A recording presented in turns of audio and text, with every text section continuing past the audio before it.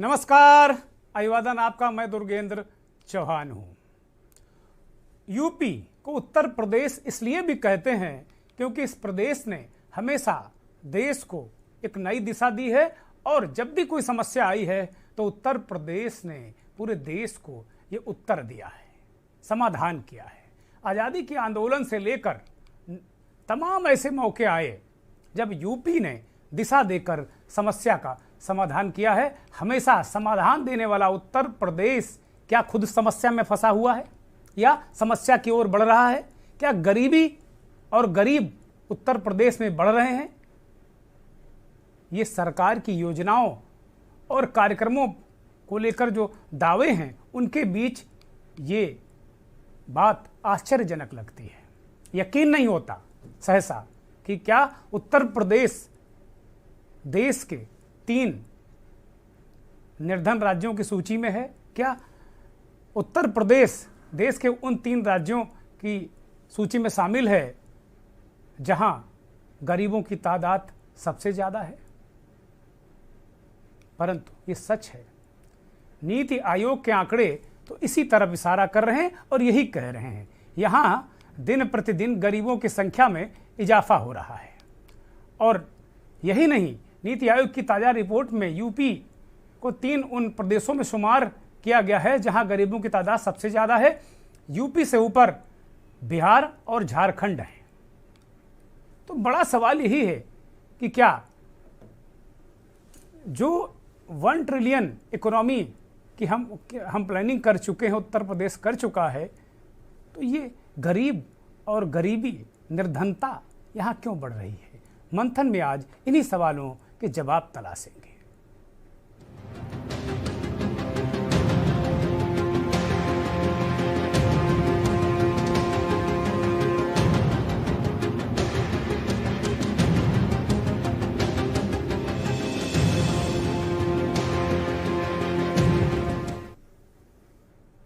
उत्तर प्रदेश उन 3 राज्यों की सूची में शामिल है नीति आयोग की रिपोर्ट के मुताबिक जहां की आबादी या वहां गरीबों की संख्या सबसे ज़्यादा है।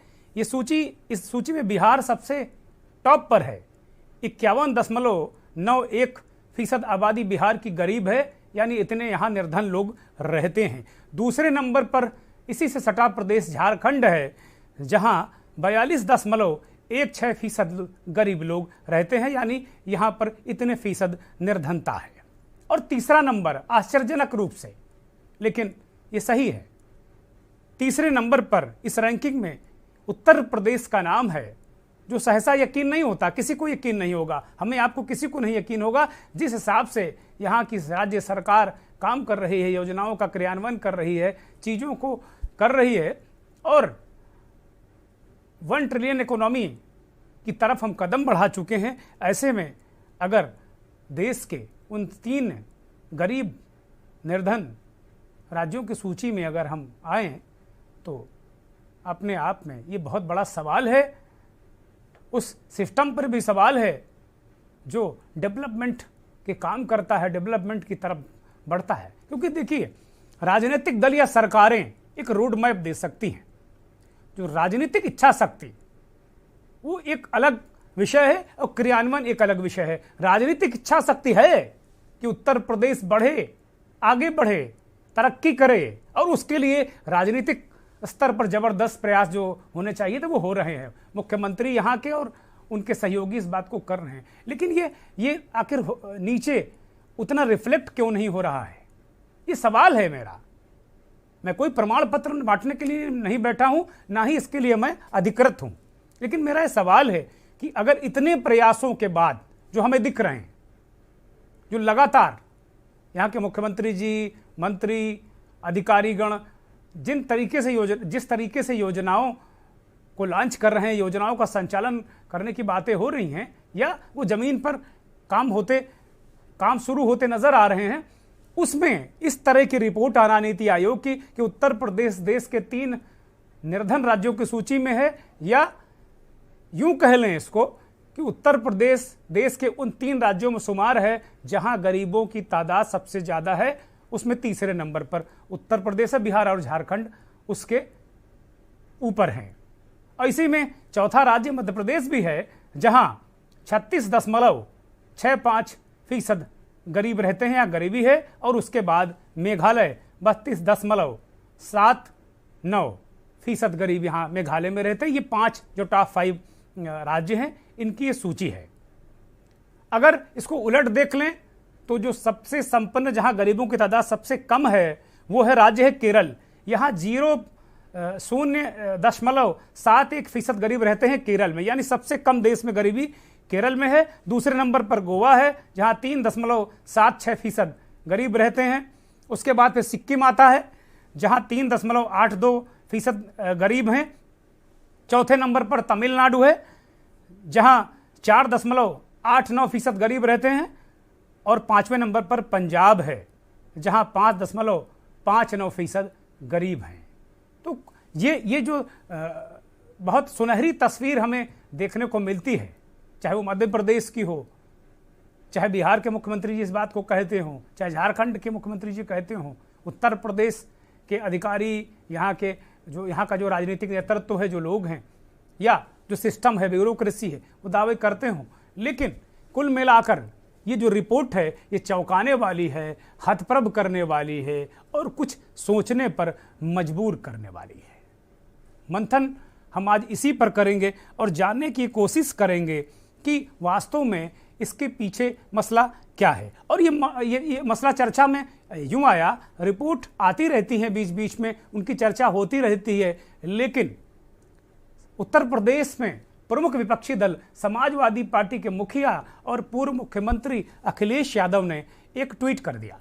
ये ट्वीट देखिए, वो कह रहे हैं कि सबसे अधिक कुपोषण में उत्तर प्रदेश तीसरे स्थान पर है, तथा बाल व किशोर मृत्यु दर श्रेणी में पूरे देश में उत्तर प्रदेश सबसे खराब स्थिति में है। ये भाजपा सरकार की नाकामी के तमगे हैं। अखिलेश यादव कह रहे हैं इस बात को, और इस बात को वो यहीं पर नहीं रुके, वो और आगे इस बात को बढ़ा रहे हैं कि वो उत्तर प्रदेश के मुख्यमंत्री जी को कह रहे हैं कि भाई जो ये स्थिति है, गरीब उत्तर प्रदेश में देश में तीसरे नंबर पर हैं। इस बात को अखिलेश यादव कहते हुए अपनी बात को आगे बढ़ा रहे हैं कि भाई ये जो इसके होर्डिंग मुख्यमंत्री जी आप लगवाएंगे या हम लगवा दें। अखिलेश के इस तंज के बाद ये विषय चर्चा में आया, और आज हम इस पे बहुत संजीदगी के साथ में चर्चा करेंगे। हमारे साथ मेहमान जुड़ेंगे, और हमारा सबसे पहले यही अनुरोध होगा कि इस विषय की तह तक जाने की जरूरत होनी चाहिए, ना कि इसमें कोई हल्ला गुल्ला या एक दूसरे पर आरोप प्रत्यारोप। एक और आंकड़ा मैं आपको बता दूं कि केंद्र शासित जो प्रदेश, जो केंद्र शासित हैं, जिनको केंद्र शासित इलाके कहते हैं, दादरा नगर हवेली, वो उसमें सबसे ज़्यादा गरीबी दर है 27.36%। जितने भी केंद्र शासित हैं, यूटी, यूनियन टेरिटरी, चाहे वो चंडीगढ़ हो, जम्मू कश्मीर हो, जो जितने भी यूनियन टेरिटरी भारत में हैं, उनमें सबसे गरीब दादरा और नगर हवेली की स्थिति है। यहाँ गरीबी का प्रतिशत 2.36 है। इस पूरे मसले पर कुछ प्रतिक्रियाएं हमारे पास हैं, उनको सुनिए, और हमारे राजनीतिक संपादक शबी हैदर का इस पर नजरिया भी समझिए। आज की तारीख में हमारे जैसे लोग भी अगर सब्जी मार्केट में चले जाते हैं, और ये अब नवरात्र चालू हुआ है, जो चीज़ें 25 और 30 रुपए में मिलती थी, आज वो 1.5 और 200 रुपए में मिल रही है। एक सामान्य परिवार की हैसियत नहीं उसको खरीद पाए। तो मैं निश्चित रूप से कह सकता हूं कि अगर राष्ट्रीय अध्यक्ष जी ने टिप्पणी की है तो बिल्कुल सटीक और सच्ची टिप्पणी है। मैं भी उसका समर्थन करता हूँ। और उत्तर प्रदेश ही नहीं, पूरे भारतवर्ष में आर्थिक स्थिति बहुत चरमरा गई है, इसको मैं स्वीकार कर रहा हूँ और वर्तमान सरकार की निंदा भी करता हूँ। अखिलेश यादव जी के शासनकाल में गरीबी से निपटने का एक अद्भुत फार्मूला अखिलेश जी के पास था, जिस फार्मूले के कारण बीपीएल परिवार में शुमार होने वाले गायत्री प्रसाद प्रजापति केवल 5 वर्षों में ही अरबपति बन गए थे। वास्तविकता में इस प्रकार का कोई गरीबी दूर करने का फार्मूला भारतीय जनता पार्टी के पास नहीं है, जैसा गायत्री प्रजापति के मामले में अखिलेश जी के पास था। हाँ, आज भारतीय जनता पार्टी की सरकार आने के बाद प्रधानमंत्री आवास जो अखिलेश जी के राज में 17,000 मिले थे, आज भारतीय जनता पार्टी के शासनकाल में लगभग 45 लाख से ज्यादा लोगों को प्रधानमंत्री आवास मिले हैं। आज हर घर नल से जल पहुंचाने का काम कर रहे हैं। आज किसान सम्मान निधि के तहत लोगों के खाते में राशि पहुंचाने का काम कर रहे हैं। हर घर तक अनाज पहुंचाने का काम कर रहे हैं। हर घर पे आज मुफ्त बिजली का कनेक्शन पहुंचाने का काम कर रहे हैं। हमने जीवन स्तर को सुधारने का काम किया है, लेकिन वो गायत्री प्रजापति का बीपीएल मॉडल निश्चित तौर पर हमारे पास नहीं है। देश के सबसे बड़े राज्य उत्तर प्रदेश से खबर चौंकाने वाली है। जी हां, नीति आयोग के आंकड़ों के मुताबिक उत्तर प्रदेश में गरीबों की संख्या लगातार बढ़ रही है, या यूं कहें कि उत्तर प्रदेश में अगर हम देखें तो देश में सबसे ज़्यादा गरीब अगर कहीं बसते हैं तो उत्तर प्रदेश में। जाहिर सी बात है, उत्तर प्रदेश देश का सबसे बड़ा राज्य है। आबादी के हिसाब से उत्तर प्रदेश क्षेत्रफल के हिसाब से सबसे बड़ा राज्य है, और पोटेंशियल के एतबार से अगर देखें तो भी उत्तर प्रदेश सबसे बड़ा राज्य उत्तर प्रदेश ही होगा देश का। लेकिन ये क्या वजह है, ये क्या कारण है कि उत्तर प्रदेश में गरीब ज़्यादा हो रहे हैं, या यूं कहें कि गरीबों की संख्या तेज़ी से बढ़ रहे हैं?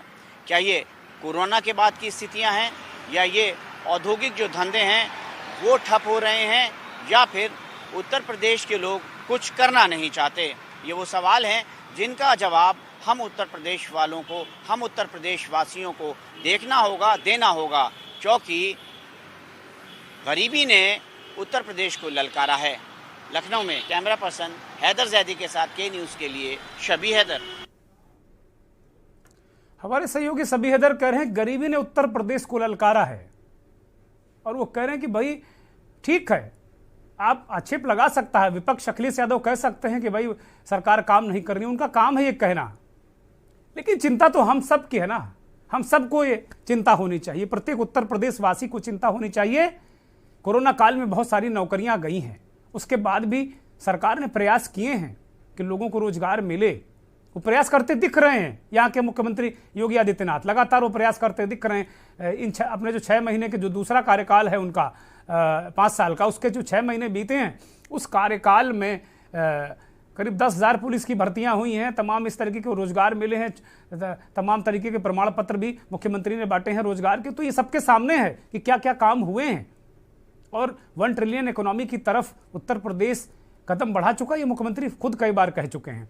तो कुल मिलाकर ये वास्तव में ये मसला कहाँ फंस रहा है, कहाँ अटक रहा है, क्यों हो रहा है? क्योंकि कुपोषण के मामले में, रसोई गैस ना उपलब्ध होने के मामले में, और भी तमाम तरीके के जो गरीबी के पैमाने हैं, मानक हैं, उनमें भी ये जो टॉप 3 स्टेट हैं बिहार, झारखंड और उत्तर प्रदेश, इनमें काफ़ी समस्याएं नज़र आ रही हैं। उसके ठीक बैक टू बैक उसके उत्तर प्रदेश के थोड़ा सा नीचे मध्य प्रदेश है और फिर मेघालय है।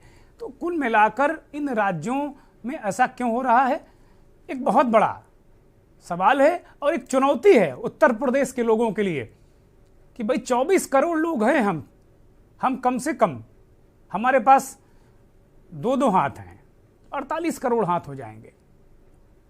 हम जुटें, लगें, काम करें और अपने प्रदेश को आगे बढ़ाएं। खाली ये प्रदेश का डेवलपमेंट करना खाली सरकार का काम नहीं, सरकारों का काम नहीं है।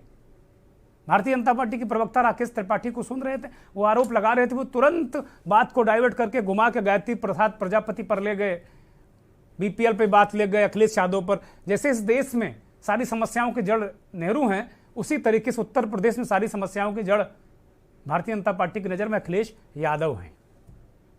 मेहमानों का परिचय करा देते हैं। हमारे साथ समाजवादी पार्टी के प्रवक्ता मनोज यादव जुड़ गए हैं। मनोज जी, बहुत स्वागत, बहुत अभिनंदन और बहुत धन्यवाद के न्यूज़ को वक्त देने के लिए। अभिमन्यु त्यागी कांग्रेस के प्रवक्ता हमारे साथ जुड़ गए हैं। अभिमन्यु जी, बहुत स्वागत, बहुत धन्यवाद। और देश के जाने माने राजनीतिक विश्लेषक, बहुत वरिष्ठ पत्रकार बिलाल सब्जवारी साहब हमारे साथ दिल्ली से जुड़ गए हैं। बिलाल साहब, बहुत स्वागत, बहुत अभिनंदन और बहुत धन्यवाद के न्यूज़ के दर्शकों को समय देने के लिए। मंथन की शुरुआत बिलाल साहब से ही करते हैं। बिलाल जी, नीति आयोग के आंकड़े अपने अपने तरीके से लोग इसको तमाम तरीके से कह सकते हैं। उत्तर प्रदेश तीसरे स्थान पर है जहां सबसे ज़्यादा गरीब निवास करते हैं। बिहार की आधी से ज़्यादा आबादी गरीब है, झारखंड की आधे से थोड़ा कम आबादी गरीब है, और उत्तर प्रदेश की भी लगभग 38% 37.79% आबादी गरीब है। यहाँ निर्धनता इतने % इसको कह सकते हैं, कहने का अंदाज अपना अपना हो सकता है। एक कुपोषण के मामले में, तमाम जो सुविधाएं उनके मामले में, जो ग्रास रूट लेवल पर चीज़ें होनी चाहिए थे लोगों को उत्थान के लिए, उनके मामले में बहुत सारे पैमाने होते हैं। बिलाल साहब, आप अच्छी तरह समझते हैं उन चीज़ों को, तो आपकी ये प्रारंभिक टिप्पणी, क्योंकि ये तो बड़ा आश्चर्यजनक है। हम जब ये रिपोर्ट हमने पढ़ी तो कहीं सोच भी नहीं सकते थे कि इस तरह की चीज़ें होंगी। 1 ट्रिलियन इकोनॉमी की बात हम कर रहे हैं उत्तर प्रदेश के लोग, उत्तर प्रदेश की जो राजनीतिक नेतृत्व है, जो यहाँ का जो सिस्टम चलाने वाले लोग हैं। देखिए दुर्गेंद्र जी, जब आप नीति आयोग की रिपोर्ट को सामने रखते हैं और जिसमें ये दर्शाया जाता है, ये बताया जाता है तथ्यों के आधार पर, और जिसे मानना भी चाहिए क्योंकि नीति आयोग की रिपोर्ट है कि उत्तर प्रदेश राज्य के रूप में कितना निर्धन है और उसका ग्राफ दूसरे राज्यों के मुकाबले कितना अनुमानित दिन पर दिन गिरता जा रहा है, जिस तरह आपने उसके आंकड़े रखे, तो ये यकीनन अपने आप में चौंकाने वाली बात है। जब ये बात सामने आती है कि उत्तर प्रदेश निर्धन है, ये निर्धन राज्यों में शुमार होता है, देश के 3 उन राज्यों में से शुमार होता है। झारखंड, आपका बिहार और उत्तर प्रदेश उन पिछड़े राज्यों में आते हैं या गरीब राज्यों में आते हैं। तो सबसे पहले उस दावे की धज्जियां उड़ जाती हैं, उस स्लोगन की धज्जियां उड़ जाती हैं, या कहिए उसके देश उत्तर प्रदेश तरक्की कर रहा है, उत्तर प्रदेश विकास के पथ पर है, या उत्तर प्रदेश में इन्वेस्टमेंट ज्यादा हो रहा है। तो ये सबसे महत्वपूर्ण बात आती है, जो कहिए कि एक सच सामने बाहर आता है इस रिपोर्ट के माध्यम से। लेकिन यहाँ पर यह बात समझने की है कि उत्तर प्रदेश का जो पॉपुलेशन है वो बिहार के मुकाबले लगभग दुगना है। 228 मिलियन लोग यहाँ पर रहते हैं, और जबकि बिहार में 119 मिलियन लोग हैं, और झारखंड की बात करें तो 33 मिलियन लोग हैं। तो अगर आप इसे जनसंख्या के अनुपात में देखें तो यकीनन उत्तर प्रदेश राज्य भी बड़ा है और यहाँ पर जनसंख्या भी ज्यादा है। तो इसलिए यहाँ पर निर्धन लोगों की, जो गरीब लोग हैं, उनकी संख्या का भी अनुपात भी ज्यादा ही दिखाई पड़ रहा है। तो एक तो उसका रीजन ये है। दूसरा रीजन ये है कि उत्तर प्रदेश की भूमि, जिसने देश को सबसे ज्यादा प्रधानमंत्री दिए और बहुत ही महत्वपूर्ण मुख्यमंत्री दिए, तो जब सरकारें ये वादा करती हैं कि हम राज्य को अग्रणी पथ पर ले जाते हैं, तो वो दिखाई नहीं पड़ता। तो राज्यों को अपने अंदर एक स्टेबिलिटी लाने की जरूरत होती है, स्टेबल माइंडसेट के साथ काम करने की जरूरत होती है, चीजों को एग्जीक्यूट करने की जरूरत होती है, साथ ही साथ प्लानिंग की ऐसी व्यवस्था बनानी होती है ताकि पर कैपिटल इनकम लोगों की बढ़े। पिछले काफी समय से हम ये देख रहे हैं कि पिछले 2 साल से पूरा देश ही कोरोना काल में ग्रस्त रहा, तो उसका भी अर्थव्यवस्था पर दबाव था, उसकी हम अनदेखी नहीं कर सकते। और उसी अर्थव्यवस्था के दौरान देश के अंदर तकरीबन 10-20 करोड़ लोग गरीबी रेखा के नीचे चले गए थे। जो मध्य वर्ग था उससे निकलकर वो बिलो द पॉवर्टी लाइन आ गए थे। तो अर्थव्यवस्था पर कोरोना का भी दबाव था, राजनीतिक परिस्थितियां भी कुछ ऐसी थी जिसके चलते देश एक विकास की पटरी से उतरा। और साथ ही साथ इसमें कुछ खामियां राज्य सरकारों की, राजनीतिक नेतृत्व की भी है कि उन्होंने अपने लॉ एंड ऑर्डर को मेंटेन नहीं किया, जिसकी वजह से इन्वेस्टमेंट नहीं आ पाया और ये देश के ओवरऑल हालात बने। बिलाल साहब, ये बात लॉ एंड ऑर्डर पे तो पूरा चुनाव हो गया उत्तर प्रदेश का, और बीजेपी की सरकार, योगी आदित्यनाथ दोबारा आ गए। आप ये कैसे कह सकते हैं कि लॉ एंड ऑर्डर पर ध्यान नहीं दिया? देखिए दुर्गेंद्र जी, लॉ एंड ऑर्डर एक परसेप्शन पे चुनाव लड़ना एक अलग बात है, लॉ एंड ऑर्डर का एक वास्तविकता पर धरातल पर लॉ एंड ऑर्डर मेंटेन होना ये अलग बात है। तो अवधारणा एक अलग चीज होती है, जो वस्तु स्थिति है, जो रियलिटी है वो एक अलग चीज होती है। तो जब तक आप उत्तर प्रदेश के अंदर एक कंफर्टेबल एनवायरनमेंट इंडस्ट्रीज को नहीं देंगे, कंफर्टेबल एनवायरनमेंट उद्योगपति को नहीं देंगे, ऐसी नीति नहीं लाएंगे ताकि लोग इन्वेस्टमेंट आपके यहाँ आके कर सकें, ऐसी योजनाएं नहीं लाएंगे या ऐसा टैक्सेशन प्लान नहीं लाएंगे ताकि बाहर से लोग आपके यहाँ इन्वेस्टमेंट करें, तब तक कोई भी राज्य, नॉट पर्टिकुलर उत्तर प्रदेश, विकास की पथ पर नहीं जा सकता। और जहां तक रहा गरीबी से नीचे जाने का ताल्लुक, ये सीधा पर कैपिटा इनकम पे डिपेंड करता है। उत्तर प्रदेश ने पूरे देश के अंदर पर कैपिटा इनकम घटी है कोरोना काल के अंदर, उत्तर प्रदेश में खास तौर से, क्योंकि इसका अनुपात जनसंख्या के अनुपात में ज्यादा नजर आता है। हालांकि कोशिशें बहुत हो रही हैं, लेकिन जिम्मेदारी से पल्ला नहीं झाड़ा जा सकता। मनोज यादव के पास जाएंगे। मनोज जी, बहुत स्वागत, बहुत अभिनंदन, बहुत आभार के न्यूज़ पर आने के लिए। मनोज जी, आपके राष्ट्रीय अध्यक्ष जी ने आज इस मुद्दे को उठाने की कोशिश की है। अभी हम प्रवक्ता को सुन रहे थे, राकेश त्रिपाठी, भारतीय जनता पार्टी के, वो इस प्रश्न को गायत्री प्रसाद प्रजापति की तरफ ले जाकर उन्होंने उस चीज़ को खत्म ही कर दिया। आपके राष्ट्रीय अध्यक्ष ने कहा है, मुख्यमंत्री जी से कहा है कि भाई अगर इसकी होर्डिंग आप लगवाएंगे, हम लगवाएंगे। तो ये केवल मंशा राजनीतिक होती है विपक्ष की, या फिर इसके पीछे कोई गंभीर सोच होती, कोई चिंता होती, चिंतन होता है? मनोज जी। देखिए दुर्गेन जी, बात गंभीर होगी तो गंभीरता के साथ विपक्ष भी उस बात को कहेगा।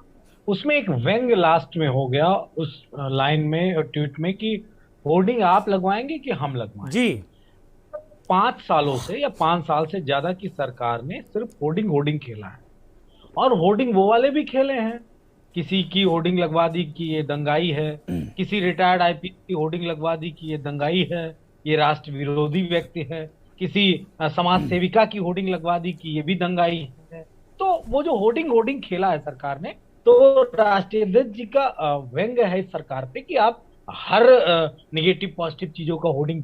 आपको तो दुर्गेन जी जान के हैरानी होगी, मैं लखनऊ में हूँ, मतलब आप सुबह निकलो शाम को पूरे लखनऊ में होर्डिंग पड़ जाती है सरकार की तमाम सारी कामयाबियों का, तुरंत पूरे शहर में होर्डिंग हो जाती है। और हम लोग सोचते हैं रात भर में लग कैसे जाती है पूरे लखनऊ भर में होर्डिंग, लेकिन चूंकि सरकार के पास तंत्र है इसलिए सरकार लगा दे। अब मैं आता हूँ राकेश जी पे, जो बीजेपी के प्रवक्ता हैं और बेहतर अपना वक्तव्य रखते हैं पार्टी का मजबूती से। अब बड़ा सरलीकरण कर देते हैं बड़ी बड़ी समस्याओं का। अब बताइए, नीति आयोग कोई समाजवादी पार्टी ने तो बनाया नहीं है, वो मोदी जी ने बनाया है, उसकी रिपोर्ट है, यानी कि वहां भी समाजवादियों का, कांग्रेसियों का और बसपाइयों का किसी तरीके का कोई हस्तक्षेप नहीं है। अगर वो कोई रिपोर्ट दे रहा है उत्तर प्रदेश के परिप्रेक्ष्य में, तो कम से कम एक नैतिकता के आधार पे, एक गुड परफॉर्मेंस सरकार के विजन को देखने के आधार पे कम से कम इतना शब्द कहा जा सकता था कि चलिए ठीक है, कुछ रीजंस हो सकते हैं, लेकिन सरकार अपना बेस्ट परफॉर्मेंस देने के लिए तत्पर है और आगे बेहतर करेगी। क्या ऐसा कोई रिप्लाई आया? नहीं आया। इससे एक बात आती है कि बड़ा सिनेरियो हो, बड़ी प्रॉब्लम हो, बड़ा एक सर्किल हो, उसको एक पेंसिल की बिंदी से यानी कि दाग लगा के, दाग वो गायत्री प्रजापति हो सकते हैं, वो मनोज यादव हो सकते हैं, वो कोई यादव कम्युनिटी हो सकती है, मुस्लिम कम्युनिटी हो सकती है, सफाई परिवार हो सकता है, कांग्रेस परिवार हो सकता है, यानी कि एक पिन कर से, और वो पूरा अपने आप को हाँ मैंने ज्वाइन कर लिया आने लग गया। इतना दुर्भाग्यपूर्ण है कि इस तरह की बातें मेरे ख्याल से हमारे प्रदेश को गर्त में ले जाएंगी। मैं सरकार से ये पूछना चाहूंगा, जो मेरे पास आंकड़े हैं, कुछ 4,32,000 करोड़ का इन्वेस्टमेंट आया था, जिसपे ऐसा नगाड़ा बजा था कि कनाडा तक सुनाई पड़ गया होगा मेरे ख्याल से। मुझे ऐसा, क्योंकि वो पैरेलल टू स्टेट बजट आया था, वो 4,32,000 करोड़ का जो इन्वेस्टमेंट इस सरकार ने किया था। इसके बाद 75,000 करोड़ का इन्वेस्टमेंट आया, दोबारा एमओयू साइन हुए, फिर डबल इंजन की सरकार के भी बेनिफिट इस सरकार को मिल रहे होंगे। और एक आपको बड़ी बात बता दूं कि जो जीएसटी कलेक्शन है वो बहुत जबरदस्त तरीके से उत्तर प्रदेश ने गेन किया है, यानी कि सरकार लगातार टैक्स गेन करने में अपनी एक्सपर्टीज दिखा रही है। क्योंकि दूध, दही, तेल, लोन, नमक, जिसको गांव की भाषा में कहते हैं ए टू, शहर की भाषा में A to Z और गांव की भाषा में सब कुछ पे, सबुल्ले पे लगा दिया जीएसटी, कुछ छोड़ा नहीं, कुछ भी कफन पे नहीं मेरे ख्याल से बचा है। तो इतना टैक्स कलेक्शन आ रहा है, तो वो जा कहां रहा है पैसा?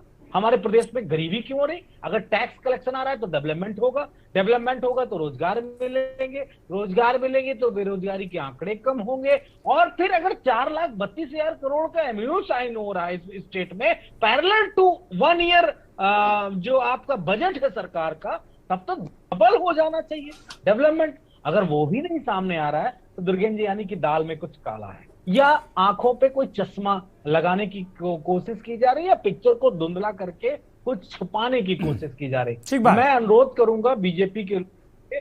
बीजेपी के लोगों से मेरा एक छोटा सा अनुरोध है, आप समाजवादी पार्टी पे आरोप लगा लो, गायत्री प्रजापति पे आरोप लगा दो जो जेल में है, उस पे अखिलेश जी पे आप आरोप लगा दो, सब आरोप लगा दो, लेकिन उत्तर प्रदेश को बेहतर कर दो, ये हमारी आपसे मांग है। ठीक बात है। अभिमन्यु त्यागी से एक टिप्पणी ले लेते हैं। अभिमन्यु जी, इसकी क्या मूल वजह है? आबादी का विस्फोट है या कोरोना इसकी वजह है कि ये उत्तर प्रदेश देश के 3 गरीब, या यूं कहिए कि यहाँ गरीबों की आबादी सबसे ज़्यादा है, जो जिन प्रदेशों में टॉप 3 उसमें उत्तर प्रदेश शुमार है नीति आयोग के मुताबिक? दुर्गेश जी, आपको और पैनल मौजूद सभी लोगों को नमस्कार, जय हिंद, वंदे मातरम। जय हिंद। देखिए, ये सब गुमराह करने वाली बातें हैं। क्या आबादी बिहार में नहीं है? हाँ, अनुपात तो 50% है। आबादी उत्तर प्रदेश में, आबादी का अनुपात है 38%। लोग गरीब हैं, यानी हर 38वें आदमी गरीबी क्या होती है? गरीबी ये होती है कि किसान का, मैं खुद गन्ना किसान हूं, किसान का गन्ना सरकार के पास, सरकार चीनी बना के बाजार में बेच रही है, 1 साल से गन्ने का बकाया नहीं मिला हमें। गरीबी ये है कि आम जन की जेब में पैसा नहीं है, स्कूल की फीस हर साल लगातार बढ़ रही है, तो दूसरी तरफ प्राइवेट सेक्टर की नौकरियां घट रही हैं, और घटने के साथ साथ एमएसएमई जो छोटे उद्योग हैं, जो मध्य उद्योग हैं, जो कुटीर उद्योग हैं, वो उत्तर प्रदेश में बर्बाद हो रहे हैं। जैसे मेरठ बनारस का बुनकर उद्योग, मेरठ का स्पोर्ट्स उद्योग, मुरादाबाद का पीतल उद्योग, सहारनपुर का लकड़ी फर्नीचर उद्योग, कन्नौज का इत्र उद्योग, फिरोजाबाद का कांच उद्योग पूर्ण तौर पर बर्बाद हो गए हैं, जहां करोड़ों नौकरियां हर वर्ष निकलती हैं, रोजगार के साधन बढ़ते हैं। इसके अलावा जो ग्रामीण सेक्टर है, ग्रामीण सेक्टर में आप बताइए कितनी डेयरी उद्योग बढ़ गए। लंपी डिजीज से लाखों गायों की मौत हो गई है, लेकिन सरकार की कान पे जू नहीं रेंग रही है। जो खल चूरी है उसका रेट आसमान पे पहुंच चुका है। अभिमन्यु त्यागी, गरीबी की वजह, गरीब जो बढ़ रहे हैं, गरीबी बढ़ रही है, उसकी वजह बताइए। सरकार के पास कोई पॉलिसी नहीं है कि रोजगार को कैसे बढ़ाया जाए। सरकार के पास एमएसएमई जो इंडस्ट्री है उसको प्रोत्साहन, रोजगार बढ़ाने के लिए सरकार ने 4,32,000 करोड़ का एमओयू किया, उद्योग लगेंगे, गरीबी हटेगी, और क्या कर दे सरकार? इन्होंने तो एम्स भी बना दिए, वहां पहुंच तो गए सांसद तमिलनाडु में। ये तो सब जुमलेबाजी की पार्टी है। कहां है रिकॉर्ड? ये तो सब सरकारी आंकड़े हैं। कहां निकलनी है सरकारी नौकरी? उसका एडवर्टाइजमेंट निकलता है सरकारी नौकरी का, उसके बाद पर्चा लीक कर देते हैं। ये कहीं आरक्षण की बात, उसमें झमेला डाल देते हैं। आप बताइए नौकरियां निकल कितनी रही हैं? पूरा छोटा दुकानदार बर्बाद है आज, मध्य वर्ग बर्बाद है, गरीब जन बर्बाद है, आत्महत्या कर रहे हैं। यहाँ हर तीसरा चौथा जो गरीब है, जो मनरेगा की जिसको स्कीम मिल रही थी, आज वो मजबूरी में आत्महत्या कर रहा है। ठीक बात आ गई, आपकी बात आ गई अभिमन्यु त्यागी। इस बीच उत्तर प्रदेश के बहुत ही वरिष्ठ आईएएस अधिकारी रहे, प्रमुख सचिव गृह रहे, आर्यम श्रीवास्तव साहब हमारे साथ आ गए हैं। श्रीवास्तव जी, बहुत स्वागत, बहुत अभिनंदन और बहुत आभार के न्यूज़ को वक्त देने के लिए। श्रीवास्तव साहब के पास जाएंगे, अभी एक ब्रेक का इशारा हो रहा है, एक छोटा सा ब्रेक ले रहे हैं और ब्रेक के बाद आएंगे तो समझने की कोशिश करेंगे, क्योंकि श्रीवास्तव साहब सिस्टम में रहे हैं। तो ये समस्या कहाँ है? राजनीतिक इच्छा शक्ति की कमी है, ये सिस्टम रिस्पॉन्ड नहीं कर रहा है? जो राजनीतिक पॉलिटिकल जो इच्छा शक्ति है, लेकिन सिस्टम नहीं रिस्पॉन्स कर रहा है, रिस्पॉन्ड नहीं कर रहा है, ये मसला क्या है? ये श्रीवास्तव साहब से समझेंगे ब्रेक के बाद।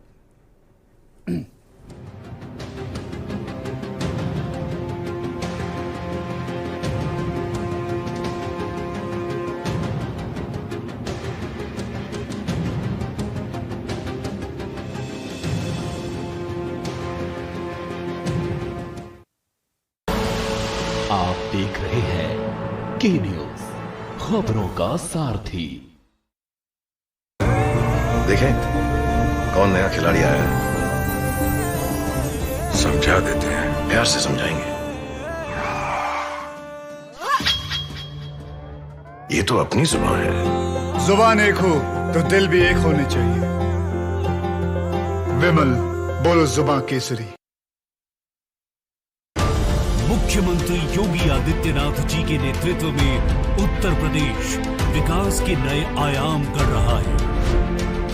उत्तर प्रदेश के लोगों ने मिलकर योगी आदित्यनाथ जी के नेतृत्व में उत्तर प्रदेश की पूरी तस्वीर बदल दी है।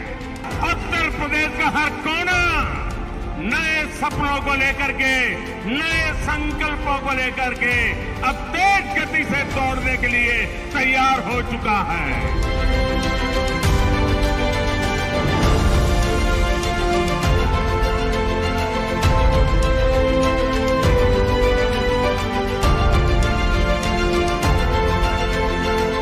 6 माह विकास के, प्रगति और विश्वास के। मस्त मस्त मस्त मस्त मस्त है, बड़ी मस्त है, टेस्ट में भी लज्जत है। बावर्ची की सोया बड़ी बड़ी मस्त है। बावर्ची न्यूट्री सोया बड़ी, इसमें है हाई प्रोटीन जो खाने को बनाए एक हेल्थी डाइट, और टेस्ट में बड़ी मस्त है। देखें कौन नया खिलाड़ी आया है, समझा देते हैं, प्यार से समझाएंगे। ये तो अपनी जुबान है। जुबान एक हो तो दिल भी एक होने चाहिए। विमल, बोलो जुबान केसरी। गोल्डी हिंग का तड़का लगे तो सभी दबा के खाते हैं। गोल्डी हिंग, कण कण में जान। आप देख रहे हैं के न्यूज, खबरों का सारथी।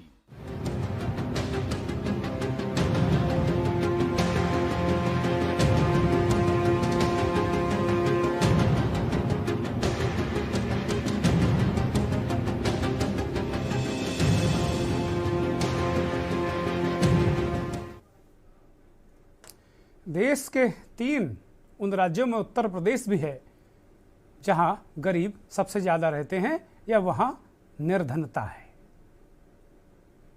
बिहार, झारखंड और उत्तर प्रदेश, ये 3 वो टॉप प्रमुख 3 राज्य हैं जो सूची में है। और ये सूची नीति आयोग की सूची है। ये जो समीक्षा असेसमेंट, ये नीति आयोग का है। हालांकि उत्तर प्रदेश भी एक नीति आयोग जैसी बॉडी बनाने की दिशा में बढ़ चुका है। खबर हम बीच में आई थी कि यहाँ भी नीति आयोग की तरह ही एक नीति आयोग, उत्तर प्रदेश नीति आयोग भी बनने जा रहा है। अच्छी बात है, विकास होगा, चीज़ें होंगी। और मुझे लगता है जो गरीबी की चुनौती है, जो गरीबी ललकार रही है, उसको हम यूपी के लोग मुंह तोड़ जवाब देंगे। उत्तर प्रदेश के बहुत ही वरिष्ठ IAS अधिकारी रहे RM श्रीवास्तव साहब हमारे साथ जुड़ गए हैं। श्रीवास्तव साहब, एक तो आपकी पहली टिप्पणी कि इसकी वजह से वास्तव में ये क्या मसला क्या है। नीति आयोग की रिपोर्ट बीच बीच में आती रहती है, क्या सरकारें क्या इसको गंभीरता से लेती हैं? और इस तरह की जो रिपोर्ट आई है उत्तर प्रदेश को लेकर कि यहाँ 37.79% गरीब रहते हैं, ये तीसरे नंबर पर है पूरे देश में, बिहार और झारखंड के बाद। इसमें 2-3 आयाम हैं, 2 मिनट का समय लूंगा। नहीं, अवश्य पूरी तरह बोलिए। पहला तो ये है कि श्री आशीष नंदी जो योजना आयोग के थे, जो नीति आयोग का पहले पूर्वज रहे हैं जी, उन्होंने बीमारू स्टेट का एक वो पेश किया था, एक कॉन्सेप्ट पेश किया था जी। बीमारू स्टेट, बिहार, मध्य प्रदेश, राजस्थान, यूपी। अब बीमारू स्टेट में बिहार में झारखंड आ गया, यूपी में उत्तराखंड आ गया। और अगर आप 3 राज्यों की बात कर रहे हैं तो चौथा राज्य देखें कि और सबसे कौन सा गरीब है, तो वो मध्य प्रदेश आएगा जी। आ गया मध्य प्रदेश, चौथे नंबर पे है जी। तो वो बीमारू राज्य आज से नहीं, 1970-71 में इसकी परिकल्पना की गई थी और तब से ये बीमारू चले ही आ रहे हैं। नंबर 1। नंबर 2, जो गरीबी के बारे में आकलन किया गया वो इस पे आधारित है कि एक यूनाइटेड नेशंस की एजेंसी ने हिंदुस्तान का सर्वे किया था और 12 मानकों पे, वो सभी 12 मानक मानव विकास सूचकांक पर थे। उनका एक कितना स्कूली शिक्षा है, कितने स्कूल से लोग ड्रॉप आउट होते हैं, कितने साल तक लोग पढ़ते हैं, ये सब 12 इस प्रकार के थे। और उसमें अपना देश 66वां आया था। यह रिपोर्ट नीति आयोग के वेबसाइट पर उपलब्ध है। वो जो माननीय जितने भी इस आज के डिबेट में प्रतिभागी हैं वो देख सकते हैं जी। जब 66वां पूरे देश का नंबर आया पूरे विश्व में जी, तो फिर नीति आयोग ने सोचा कि इसी तरह की चीज हम अपने यहाँ भी करा लें जी। और वो जब अपने यहाँ सर्वेक्षण हुआ तो उसी में ही आखिरी 3 बीमारू में से बिहार, झारखंड तो बीमारू के अंग थे ही, और यूपी। इसमें अच्छी बात यह है कि उत्तराखंड, पहले से भी उत्तराखंड में शिक्षा ज्यादा हुआ करती थी, इसीलिए वो इस सूची से बाहर निकल गया जी। मध्य प्रदेश अभी भी है और राजस्थान का नंबर तो मैं जल्दी में देख नहीं पाया, लेकिन वो भी इसी के आसी पास होगा। जी। क्यों? क्योंकि वो भी बीमारू राज्य का एक अंग था। अगर देखा जाए तो यह बीमारू राज्य आज से नहीं, पिछले 52 साल से चले आ रहे हैं। जी। जब से यह परिकल्पना की गई थी, जब से श्री आशीष टंडन ने यह बताया था कि देश को यही 4 राज्य पांव पकड़ के पीछे खींच रहे हैं जी। और वो स्थिति आज भी है। अब इस 50 साल में कितना विकास हुआ, क्यों नहीं हुआ, यह तो सब इस पर निर्भर करता है कि हमारी प्राथमिकताएं क्या थी। केरल में शिक्षा और स्वास्थ्य प्राथमिकता थी, हमारी प्राथमिकता संभवतः शिक्षा और स्वास्थ्य नहीं था जी। अनुशासन की कमी की वजह से आज भी शिक्षा पे जो सरकार जोर दे रही है या विगत वर्षों में जो जोर दिया है सर्व शिक्षा अभियान में, तो उसमें भी आप पाएंगे कि साहब सरकारी स्कूल में बच्चे इसलिए जाते हैं मध्याह्न भोजन मिलता है जी, नहीं तो वहां पर जो शिक्षा का स्तर है वो ऐसा है कि साहब वो ज्यादातर शिक्षक रहते नहीं हैं, वो अपना किसी और को दायित्व दे देते हैं। उसमें एक परिकल्पना तत्कालीन मंत्री जी ने शिक्षा मित्र की करी थी कि साहब गांव के ही किसी व्यक्ति को अगर शिक्षक नहीं आते हैं तो उन्हीं को पढ़ाने का जिम्मा दे दिया जाए जी। अब वो शिक्षा मित्र भी यूनियन बाजी का झंडा उठा के खड़े हो गए कि हमें साहब पूर्ण दर्जा दिया जाए शिक्षक का, यानी कि नौकरी में तनख्वाह ज्यादा काम कम और अपने घर में भी रहो। शिक्षा को कितना ध्यान देते हैं कितना नहीं ध्यान देते हैं, एक मूल कारण है ये पिछड़ेपन का। यहां देखा जाए तो बिहार और उत्तर प्रदेश में बहुत मूर्धन्य लोग हुए हैं और ये हर जगह कान काटते हैं।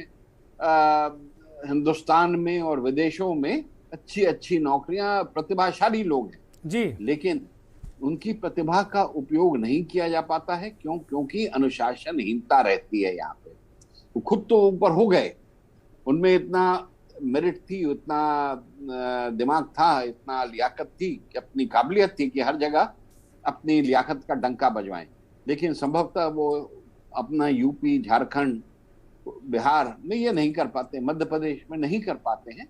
क्यों? क्योंकि शायद यहाँ पे अनुशासन नहीं है। दूसरी बात, यहाँ पे पिछड़ेपन का कारण और भी है और इसमें कोई नहीं कह सकता कि साहब दूसरे दोषी हैं, हम सभी दोषी हैं। वो है भ्रष्टाचार। इन देशों में, इन प्रदेशों, देश के इन प्रदेशों में भ्रष्टाचार ज्यादा है और इस कारण से जो जितनी प्रगति होनी चाहिए वह कदाचित हो नहीं पाती। गुजरात अंबुजा सीमेंट, जिसको अभी श्री अडानी जी ने लिया है, पहले आए थे यूपी में लगाने के लिए जी। अंबुजा सीमेंट पहले यूपी में आए थे लगाने के लिए जी। क्योंकि वो उनका पोद्दार जी यूपी के हैं, लेकिन यहाँ से जहां पे वो भ्रष्टाचार की मांग को देखते हुए भाग खड़े हुए और अन्यत्र उन्होंने लगाया। ऐसे कई उदाहरण हैं। तो ये पिछड़ापन का मूल कारण मानव विकास सूचकांक है। ये बाकी सब चीजें निर्धनता, उसी से ही सब साफ हो जाती है। केरल अमीर प्रदेश क्यों है? क्योंकि वहां पे रेमिटेंसेस, विदेश में जो कुशल उनके कारीगर हैं वो विदेश से पैसा भेजते हैं। इस वजह से वहां की अपनी आमदनी तो कम है, बाहर से जो आमदनी आती है वही बहुत ज्यादा है। ये उत्तर प्रदेश में ऐसा नहीं है। अभी भी जो यहाँ से कुछ लोग जाते हैं पैसा तो भेजते हैं, लेकिन जो शिक्षा, यहाँ पे जो मानव विकास सूचकांक है, कमी उसकी वजह से और उसी की वजह से ये जो पिछड़ापन के जो मानक निकाले जा रहे हैं, उसी में ये जो यूएन के, यूनाइटेड नेशंस के जो मानक है, वही उन्हीं कसौटियों पर उत्तर प्रदेश ही नहीं बाकी प्रदेशों को कसा गया और उसमें ये स्थिति आई। आर्थिक से उससे बहुत उतना मतलब नहीं है जितना मानव विकास सूचकांक से है। इस डिबेट में मैं इसकी ओर आप सभी का ध्यान आकर्षित करना चाहूंगा। अभी तो फिलहाल इतना ही कहना चाहूंगा। ठीक बात है। संजय सिंह जी जुड़ गए हैं हमारे साथ में, समीक्षक हैं, विश्लेषक हैं और एडीआर से ताल्लुक रखते हैं। बहुत स्वागत संजय सिंह जी, बहुत अभिनंदन और बहुत धन्यवाद के न्यूज़ पर आने के लिए और दर्शकों को समय देने के लिए। नमस्कार सर। नमस्कार संजय सिंह जी, अभी श्रीवास्तव जी ने बहुत अच्छे तरीके से इसको बता दिया और उन्होंने कहा कि भाई ये उत्तर प्रदेश, बिहार, मध्य प्रदेश और एक राजस्थान, वो बता रहे थे कि बीमारू राज्य 1971-70 से हैं, लगातार इनको उस श्रेणी में रखा गया है। राजस्थान तो इस बार की सूची में हमें दिख नहीं रहा। चौथे नंबर पर मध्य प्रदेश है, 5वें नंबर पर मेघालय है। राजस्थान मुझे लगता है मुक्ति पा गया इस जो एक कलंक था, ऐसा लगता है मुझे। मैं बिल्कुल पूरी तरह मुतमईन नहीं हूं कि मुक्ति पा गया, लेकिन सूची में दिख नहीं रहा। तात्कालिक सूची जो मेरे पास है उसमें दिख नहीं रहा है। अब श्रीवास्तव साहब ने कहा कि भ्रष्टाचार, मानव विकास सूचकांक ये बड़ी वजह है, आर्थिक चीजें थोड़ा पीछे आती हैं। आप क्या नजरिया रखते हैं? उत्तर प्रदेश में तीसरा ऐसा राज्य है जहां सर्वाधिक गरीब रहते हैं, पहला और दूसरा झारखंड और बिहार है।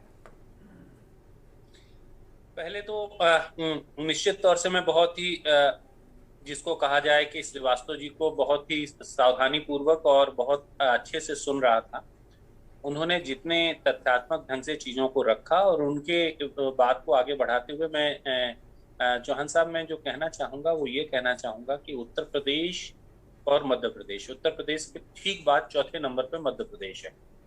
कमोबेश स्थिति ये है कि अगर हम देखें उत्तर प्रदेश, मध्य प्रदेश, राजस्थान, बिहार, झारखंड, भारत की आबादी का अगर हम देखें तो आप ये मान के चलें कि ये 40% से अलग ज्यादा एक जो प्रतिशत है वो पूरा होता है जी। अगर महाराष्ट्र को और जोड़ लें तो ये तो फिर 60 के आसपास निकल जाएगा।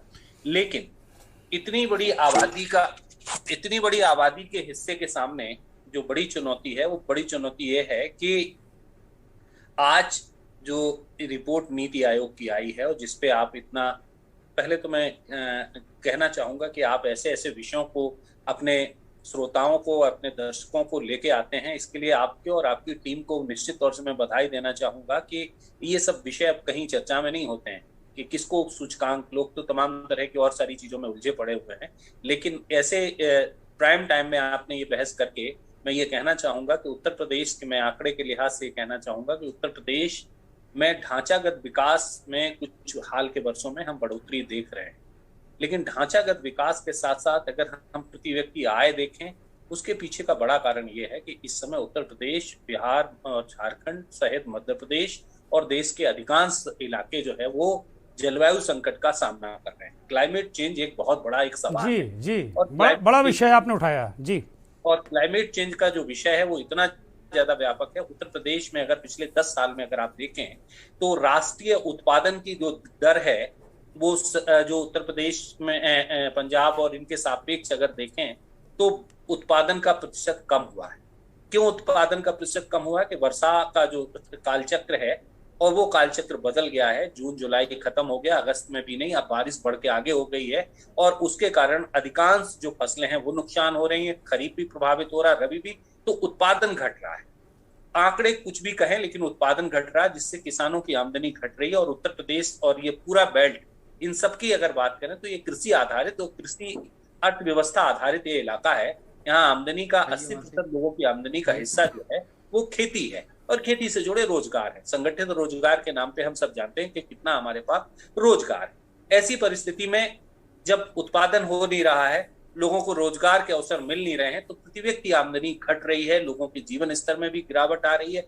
लोग भले उसको, कुछ लोगों के पास पैसा आ जाना, कुछ लोगों के सामने बहुत सारी इंडेक्स उनके हैप्पीनेस में बदल जाए, आर्थिक संपन्नता आ जाए, लेकिन उससे गरीब का कोई भला होने वाला नहीं है।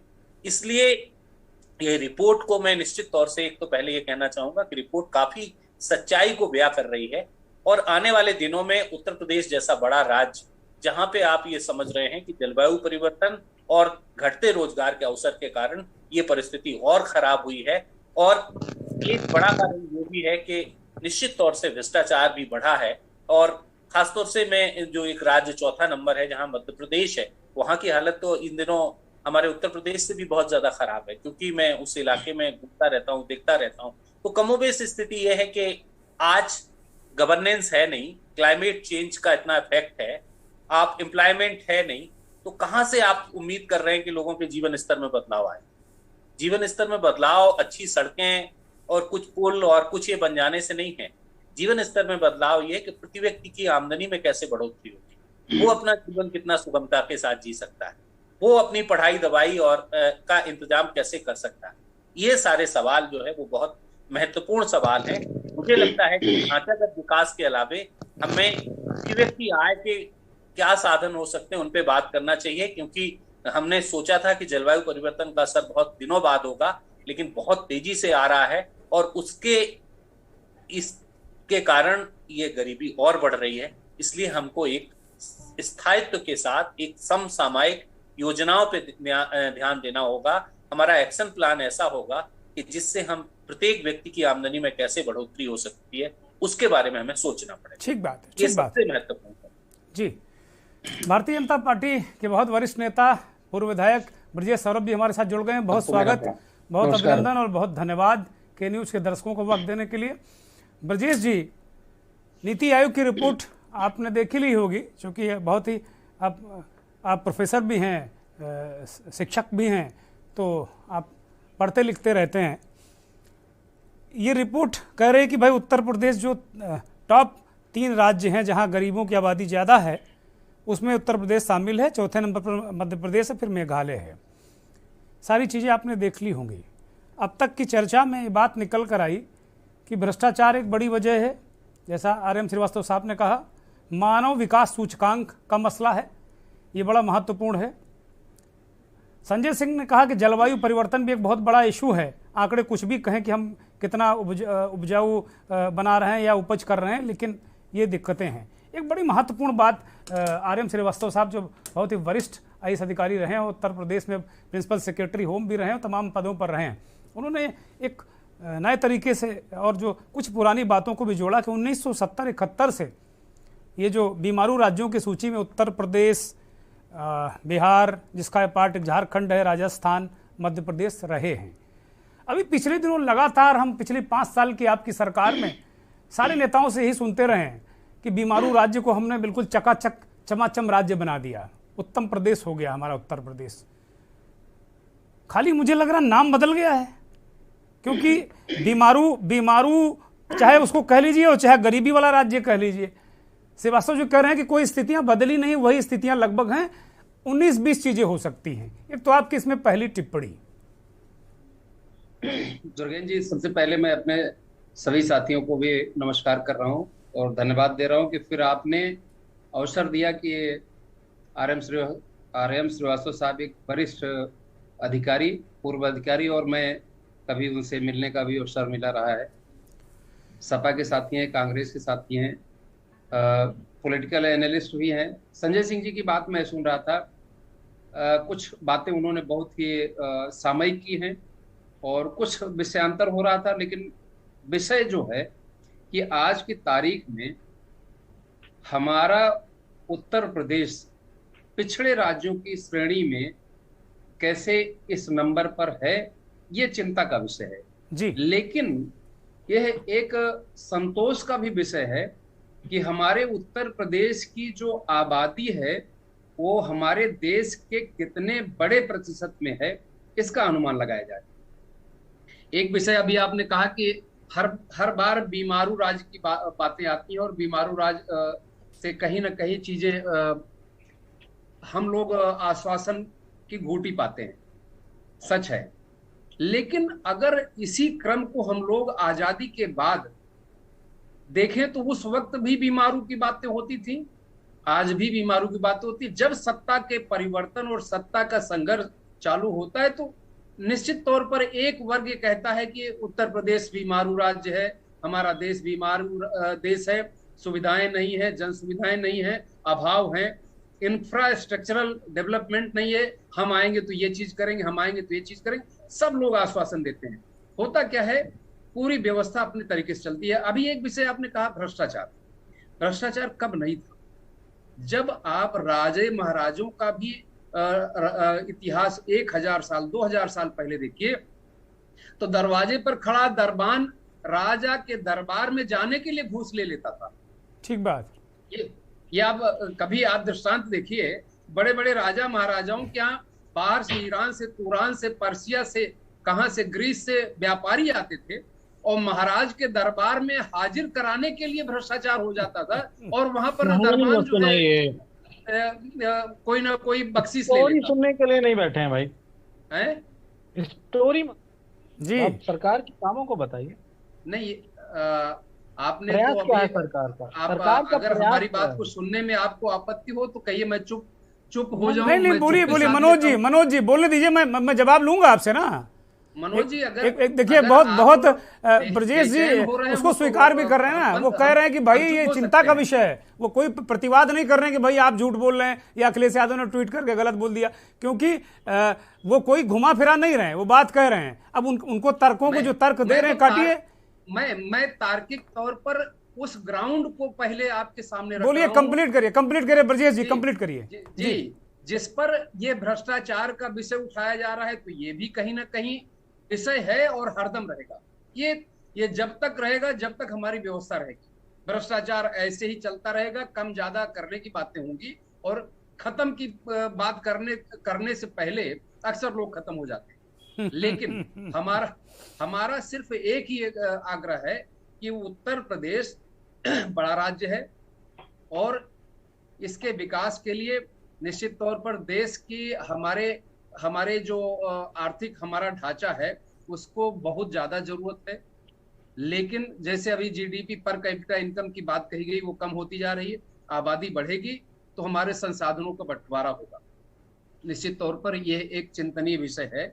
इसके आगे इतना ही कहना है कि जो विषय गरीबी के उन्मूलन के लिए और अन्य चीजों के लिए सरकारें अपने एजेंडे में शामिल करती हैं, उन पर अमल होना चाहिए। और वर्तमान सरकार भी हर मोर्चे पर प्रयास कर रही है कि जहां कहीं पर भी गरीबी हो, जहां बेरोजगारी हो, जहां कहीं पर भी लोगों को तंगी हो, वहां पर सरकार उपस्थित हो। और चाहे शिक्षा हो, चाहे स्वास्थ्य हो, चाहे सड़कें हो, हमारा रेलवे हो, अन्य सारे जगहों पर आप देखें तो विकास होता दिखेगा।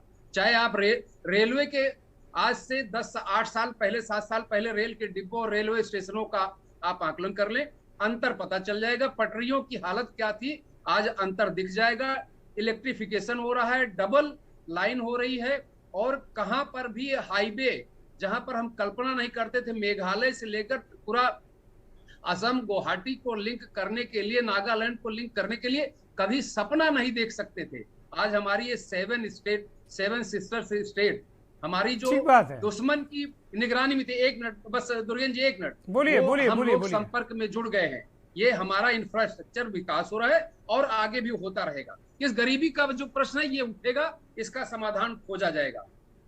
ठीक बात है मनोज जी बहुत सारी बातें अभी ब्रजेश सौरभ जी ने कही। बहुत सारे उन्होंने रहा कि भाई भ्रष्टाचार तब तक रहेगा जब तक ये जहां है। वो कह रहे हैं कि भ्रष्टाचार मिटने वाला नहीं। ये चीजें जो लोग कह रहे हैं भ्रष्टाचार को लेकर, मुझे लगता है मनोज जी चले गए क्या? हाँ मनोज जी लग रहा चले गए। वो कुछ हो सकता है, कुछ बहुत सारी बातें वो कहना चाहते हो और उनको लग रहा हो। मनोज जी आ गए हैं पुनः, हमें ऐसा सूचित किया गया, हमारे साथियों ने बताया कि मनोज जी आ गए। मनोज जी, ब्रजेश सौरभ जी ने बहुत सारी बातें कही भ्रष्टाचार पर। उन्होंने कहा कि भाई भ्रष्टाचार तो रहेगा, जब से ये जब से हजारों साल पहले से रहा है, वो आगे भी रहेगा। भ्रष्टाचार की बातें करने वाला चला जाएगा। भ्रष्टाचार कम ज्यादा हो सकता है, खत्म नहीं हो सकता। इतनी साफ गोई से कौन बीजेपी का नेता कहेगा? ये भी बड़ी बात है। और बहुत सारे प्रश्न उठाए, बहुत सारे उन्होंने चीजें रखी कि भाई हम ईमानदारी से काम कर रही है उनकी सरकार। अब आप जवाब दीजिए, बताइए इनको कहाँ ये ईमानदार नहीं है। मैं आभार व्यक्त करूंगा कि बीजेपी में कोई ऐसा लीडर है जिन्होंने ऑन स्क्रीन इस तरह की बात कही। लेकिन अब चूंकि ब्रजेश सौरभ जी बीजेपी के एक लीडर हैं, कार्यकर्ता के रूप में और विधायक हैं, प्रधानमंत्री जी बड़े नेता हैं और योगी जी भी बड़े नेता हैं, क्योंकि वो बड़े स्टेट के सीएम है और सेकंड टर्म है। अगर वो जब कहते हैं कि बीजेपी की सरकार जो भ्रष्टाचार मुक्त है, गड्ढा मुक्त है, भ्रष्टाचार मुक्त है, सारे मुक्त बोल देते हैं साहब, तो फिर तो मैं आप किसकी बात मानूं? आप बताइए, प्रधानमंत्री जी की बात मानूं, मुख्यमंत्री जी की बात मानूं कि आदरणीय ब्रजेश सौरभ जी की बात मानूं? किसी मतलब मुझे तो उस स्टेप पे ही बात करनी पड़ेगी। लेकिन चलो मैं मान लेता हूं कि ब्रजेश सौरभ जी जो कह रहे हैं वो रियलिटी है और रियलिटी भी है। क्योंकि हमारे बीच में एक आईएएस बैठे हैं, मेरे एक मित्र आईएएस रहे, सीनियर थे, वो काफी सीनियर थे। उन्होंने एक बात बताई थी कि आईएएस को ट्रेनिंग में ये बताया जाता है कि भ्रष्टाचार खत्म नहीं किया जा सकता है, भ्रष्टाचार को कम और ज्यादा किया जा सकता है। ये आईएएस को ट्रेनिंग में बताया जाता है। खत्म करने का कोई मेरे ख्याल से अब तक सूत्र बना नहीं है। ऐसा मुझे ज्ञात है। अब इसकी तो जवाब वही बात तो ये श्रीवास्तव बता साहब देंगे, उन्होंने ट्रेनिंग ली भी है और दी भी है लोगों को। लेकिन मैं मूल बात पे आता कि हूं, कैसे जो मूल निपटा बात। जाए इससे। देखिए, सरकार के सामने आज प्रॉब्लम आखिर उत्तर प्रदेश के सामने है क्यों? जी। मैं बड़ी बेबाकी से आपके चैनल पे कुछ तथ्य रखूंगा जो राजनीतिक दल के प्रवक्ता रख नहीं सकते, जो कि घबराते हैं कहीं ओ बीजेपी माइलेज ना ले ले इसका। मैं रख रहा हूं। क्या किया है बीजेपी ने? एक बड़ा बजट 3 योजनाओं में खर्च कर दिया है। पहली योजना है जो प्रधानमंत्री आवास योजना है, बहुत बड़ा बजट, क्योंकि वो ऑल इंडिया योजना है प्रधानमंत्री जी की, कोई सिर्फ मात्र उत्तर प्रदेश मात्र भर की नहीं है। जो अन्य सरकारें एक सेगमेंट में एक पार्ट उसका खर्च करती थी और उसको धीरे धीरे चलाने का प्रयास करती थी, इस सरकार ने वोट बैंक बनाने के लिए एक बड़ा बजट उसकी तरफ फेंका। फिर वो शौचालय वाला आया, वो भी पूरे भारत में गंदगी मुक्त, जैसे गड्ढा मुक्त था वैसे स्वच्छता अभियान चला था, उसके तहत ही ये बात की गई थी, तो उस पर भी बड़ा बजट गया। मैं उसका विरोधी नहीं हूं, लेकिन सरकार से चूकें कहां हुई। फिर आया एक किसान सम्मान निधि आई, और वो क्यों आई? क्योंकि जीएसटी में किसानों के तमाम सारे यंत्र तंत्र बीज और सब कुछ जीएसटी जो मुक्त था, जिसपे तमाम तरीके की सब्सिडीज थी, उन सब को हटा के जीएसटी में ला दिया गया, तो वो किसान नाराज ना हो जाए, इसलिए उस पर भी एक बजट, बहुत बड़ा बजट डाल दिया गया। तो देश का एक बहुत बड़ा बजट इस सरकार ने वोट बैंक बनाने के लिए खर्च कर दिया। इसमें जो हमारे पूर्व आईएएस महोदय ने कहा कि हमारा पर कैपिटा इनकम कैसे बढ़ेगा, कैसे हम रोजगार उत्पन्न करेंगे नए, कैसे हम अपनी जीडीपी को, एसजीडीपी को कैसे डेवलप करेंगे, इन सारी चीजों को कैसे आप इस्तेमाल करेंगे, क्या इन 3 योजनाओं से उसका इंप्लीमेंटेशन हो पाया? क्या वो सारी चीजें बढ़ पाई? अगर नहीं बढ़ पाई तो एक चीज बढ़ा, सरकार रिपीट होती चली गई, सरकार का वोट बैंक बढ़ गया, कभी 39 रहा, कभी 45, कभी 50 पहुंच गया, तो वो तो बढ़ गया, सरकार बन गई, क्योंकि सरकार ने उस जो बजट के पैसे से, जिससे देश की गरीबी बढ़नी थी, हटनी थी, जिससे उत्तर प्रदेश को बीमारू राज्य की श्रेणी से अलग करना था, उस सेगमेंट के मनोज जी अब माफी के साथ रोक रहा हूं, बहुत थोड़ा सा वक्त बचा है, बस एक मुझे लगता है कि एक बार ब्रजेश सौरभ जी से इस पर बात कर लेते हैं। ब्रजेश जी, मनोज जी ने 3-4 बिंदु रखे, बहुत संक्षिप्त में जवाब दीजिएगा। देखिए, मनोज जी ने तो हमारी बात की ही तस्दीक कर दी। उन्होंने कहा गड्ढा मुक्त और भ्रष्टाचार मुक्त, ना जाने कौन कौन से मुक्त की उन्होंने उपाधि दे दी। मैं वही कह रहा हूं कि जो गड्ढा आपने दिया था तो उसको मुक्त करने का काम ये सरकार कर रही है और ईमानदारी से प्रयास कर रही है। अब ब्रजेश जी ट्रैक पर आए हैं बहुत बढ़िया, क्या बात है। जो गड्ढे आपने दिए उनसे मुक्त होने के लिए हमको टाइम चाहिए, समय चाहिए, और जब अंतराल मिलेगा तो उसको हम खत्म करेंगे। गड्ढा मुक्त खत्म। भ्रष्टाचार की बात करते हैं, मनोज भाई मित्र हैं, मैं ऐसे कोई व्यक्तिगत तौर पर कोई टिप्पणी किसी के लिए नहीं करना चाहूंगा, लेकिन आप इस बात को बताएं कि भ्रष्टाचार की बेल पर कैसे परिवार बढ़ते हैं, कैसे साइकिल से शुरू होकर के हवाई जहाज तक का परिवार की धनाढ़ता बढ़ती है। उसके बाद भी मनोज भाई अगर भ्रष्टाचार पर बातें करते हैं तो मैं इतना ही कहना चाहूंगा, वो पिन द पॉइंट आ गया, बड़े सिनेरियो को छोड़ करके एक परिवार। ठीक बात है ब्रजेश जी, अब घड़ी बिल्कुल इजाजत नहीं दे रही है। श्रीवास्तव साहब के पास जाएंगे, किसी दिन इस पर लंबी चर्चा कराएंगे, केवल भ्रष्टाचार पर लेकर बैठेंगे और इस पर बात करेंगे जल्दी। इसी का पार्ट 2, इसी जो आज हम मंथन कर रहे हैं, इसका पार्ट 2 लेकर बैठेंगे। जो वजहें महत्वपूर्ण बताई हैं, उसमें मंथन उन वजहों पर हम लोग करेंगे। श्रीवास्तव जी, ये चीजें कैसे सुधर सकती हैं, आपकी महत्वपूर्ण टिप्पणी भी बिलाल साहब के पास जाएंगे। बोलिए श्रीवास्तव जी। मैं अभी सुन रहा था विचारों को, सभी के विचार। पहली बात मैं ये कहना चाहूंगा कि हमारी प्राथमिकताएं भिन्न होनी चाहिए। जो 7 एशियन टाइगर्स, जहां पे आर्थिक बहुत तेजी से बढ़ोतरी हुई, उन्होंने शिक्षा और स्वास्थ्य पे सबसे ज्यादा ध्यान दिया। हमारे प्रदेश में संभवतः इन पर और ज्यादा ध्यान देने की जरूरत है। शिक्षा के लिए बजट ज्यादा नहीं चाहिए होता, तनख्वाहों के लिए वो बजट चाहिए होता है। सर्व शिक्षा अभियान में सब स्कूलों की स्थिति दुरुस्त हो गई है। हमारे शिक्षक अनुशासित नहीं हैं, वो पढ़ाते नहीं हैं, अच्छी तरह से पढ़ाते नहीं, पहली प्राथमिकता तो ये है। दूसरी चीज जो ये है स्वास्थ्य पे जो हमारे लोग निरोग रहेंगे तो उनकी उत्पादकता बढ़ेगी। बहुत सारा पैसा उनको खर्च हो जाता है। जहां तक भ्रष्टाचार की बात है, ये सिंगापुर में भी बहुत भ्रष्टाचार था, माना कि छोटा देश है, लेकिन ली कुआन यू जैसे प्रधानमंत्री ने वहां पे ऐसे सिस्टम्स किए, ऐसे कठोर दंड किए कि आज सिंगापुर में भ्रष्टाचार का नामो निशान नहीं है। पहले की उसमें हो सकता हो कि कोई हमारे पूर्वाधिकारी ने कहा हो कि भ्रष्टाचार कम ज्यादा किया जा सकता है, लेकिन अब तकनीकी ऐसी है, अगर तकनीकी का उपयोग किया जाए, पारदर्शिता आ जाए तो भ्रष्टाचार स्वयं खत्म हो जाएगा। रेलवे रिजर्वेशन इसका एक अच्छा उदाहरण है कि अब वहां पे कोई भ्रष्टाचार नहीं। टेलीफोन, मोबाइल फोन, अब पहले वहां पे सभी जानते हैं कि एक टेलीफोन की शिफ्टिंग कराने के लिए कैसे पापड़ बेलने पड़ते थे, लेकिन जब प्रतिस्पर्धा बढ़ी तो अभी जाइए और 15 मिनट के भीतर अब होम डिलीवरी होने लगी है। ठीक बात। तो इसलिए तकनीकी का उपयोग हो, भ्रष्टाचार स्वयं खत्म हो जाएगा।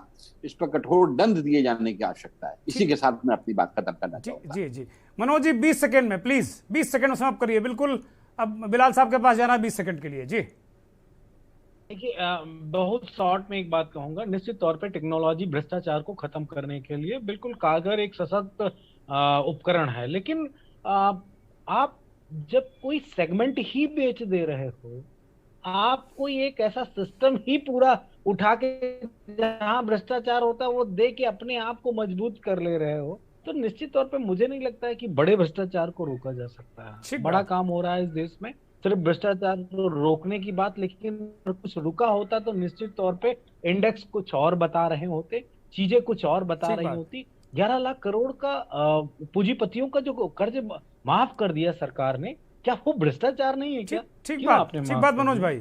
बिलाल साहब, अंतिम टिप्पणी। देखिए दुर्गेंद्र जी, इसको सीधा सीधा ये कहना है कि ये भ्रष्टाचार से जुड़ा हुआ मसला है, मैं इसे इत्तेफाक नहीं रखता हूं। मेरा सीधा सीधा मानना है ये नीतिगत निर्णय है जो सरकारें अर्थव्यवस्था को लेकर समय समय पर उठाती हैं, चाहे उसमें नोटबंदी का मैटर है, चाहे उसमें जीएसटी का मैटर है, चाहे उसमें आर्थिक नीतियां हैं। जब तक आप इसको स्ट्रीमलाइन नहीं करेंगे, जब तक आप अर्थव्यवस्था को लेकर सचेत नहीं होंगे, अर्थव्यवस्था किस तरह से सुधारी जाती है इसके पास आपके पास कोई प्लानिंग नहीं होगी, अर्थव्यवस्था के अंदर इनपुट्स कैसे डेवलप किए जाते हैं, अर्थव्यवस्था को एक्सपेंड कैसे किया जाता है, आप अपना फिजिकल डेफिसिट कैसे कम करते हैं, जिन बीमारी राज्यों की बात कर रहे हैं उससे बड़ा विषय तो कैबिनेट में अभी रिसेंट 2 महीने पहले डिस्कस हुआ था कि इन सभी राज्यों पर, चाहे उत्तर प्रदेश हो, चाहे वो मध्य प्रदेश हो, चाहे राजस्थान हो, चाहे वो दिल्ली हो, इन पर किसी पर 6 लाख करोड़ का, किसी पर 5 लाख करोड़ का, किसी पे 3 लाख करोड़ का कर्जा मौजूद है। तो कुल मिलाकर जो देश की आर्थिक नीतियां हैं उसका प्रभाव राज्य की आर्थिक नीतियों पर आता है। साथ ही साथ जब आप राष्ट्रीय स्तर पर आर्थिक नीतियों को सुदृढ़ रखते हैं तो उससे पर कैपिटा इनकम देश की बढ़ती है। जिस तरह से आप फिजिकल डेफिसिट को कम करने की कोशिश करते हैं, उसके लिए आपको आर्थिक नीतियों को सुचारू करने की जरूरत है। और आर्थिक नीतियां तभी सुचारू हो सकती हैं जब आपके पास आर्थिक, मनोज जी प्लीज आपका बिल्कुल नहीं मनोज जी प्लीज जा सकते हैं। ये कहना कि भ्रष्टाचार के कारण विकास है। एक लाइन चलिए बोलिए जल्दी बोलिए, बस 10 सेकंड बोलिए। ये कहना चाहूंगा, ये मेरा व्यंग्य समझ लीजिएगा या सुझाव समझ लीजिएगा, सरकार से है। जो फार्मूला आपने अडानी साहब को 8 साल के लिए दिया वो बीमारू राज्यों के लिए दे दीजिए, कितना आसान है। बहुत शुक्रिया मनोज जी, बहुत शुक्रिया। श्रीवास्तव साहब बहुत शुक्रिया, बिलाल भाई बहुत शुक्रिया, अभिमन्यु त्यागी आपका बहुत शुक्रिया, संजय सिंह साहब बहुत शुक्रिया, और विजय सौरभ साहब का भी बहुत बहुत शुक्रिया। आप सबने वक्त दिया, और शुक्रिया और धन्यवाद उन करोड़ों दर्शकों का जो के न्यूज़ को देखते हैं और के न्यूज़ का ये खास कार्यक्रम मंथन को सराहते हैं, अपना प्यार देते हैं। अब वक्त हो चला है चलते चलते का, और चलते चलते में बात करेंगे राहुल गांधी की भारत जोड़ो यात्रा की। ये यात्रा केरल से बाहर निकलने वाली है। केरल में कांग्रेस की इस यात्रा को भरपूर सहयोग और समर्थन मिला। हम चलते चलते में इस यात्रा के कुछ अंश, कुछ झलकियों के साथ आपको छोड़ जाते हैं। राहुल गांधी कैसे बच्चों के साथ फुटबॉल खेल रहे हैं। नमस्कार, बहुत बहुत धन्यवाद।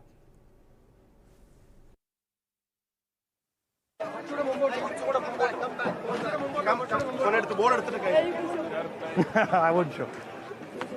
Okay. I'm walking a lot. Aish. How many kilometers you will finish? Now, like 400 and something? 410?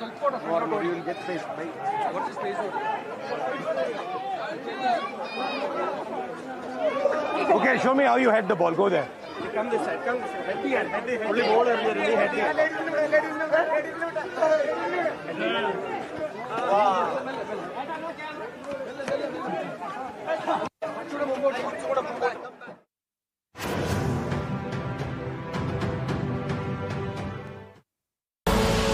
आप देख रहे हैं के न्यूज, खबरों का सारथी। गोल्डी हिंग का तड़का लगे तो सभी दबा के खाते हैं। गोल्डी हिंग कण कण में जान।